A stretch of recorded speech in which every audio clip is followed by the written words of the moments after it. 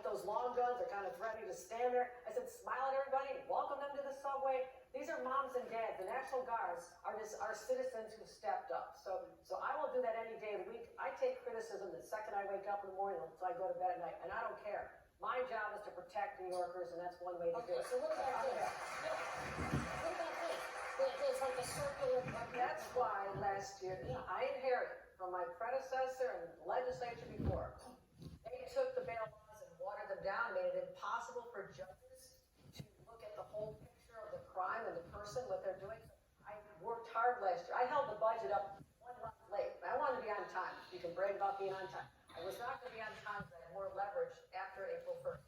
So last year I held up the budget. I got the changes I needed. Judges now have discretion.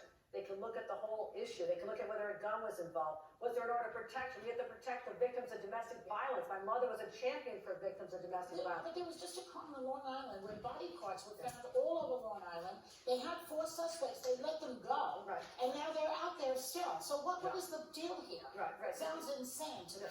The crime that was brought was not what was bail eligible. Yes, murder is. Yes, conspiracy to commit murder is. Yes, assault is bail eligible. All those are. I know that the DA is working really hard with the Suffolk County Police Department to build the case they need to bring the charges that are necessary. The charges he brought, he did not have enough evidence and time to So you hold. can't hold them? Not on the charges he brought. No, But those are low-level charges. They really were. And we can work to make those bail eligible in the next session, but I changed the law. It only went into effect last May, by the way. So we've had a real drop in recidivism since I've been governor. Everyone talks about this, down 45%. Wow. So here's okay. This whole thing, this congestion pricing, I don't understand. Okay, Because let's go at it.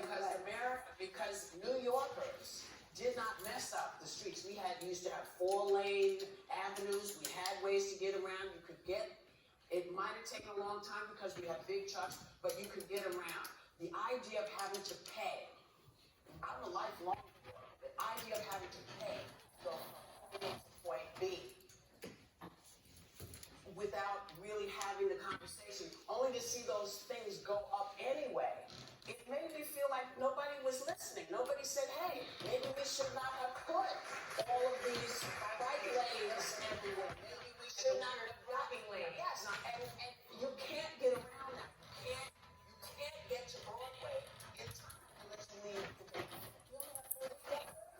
So I know we don't have any more time, and I want to say thank you, and maybe you and I can talk about this. But this is a huge deal because I can afford it.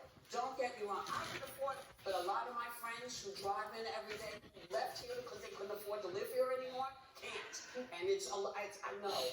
But the answer is, I know. we'll have to do it another time. Okay. We'll do it. I promise. Thanks to Governor Kathy Hochul. We'll be right back.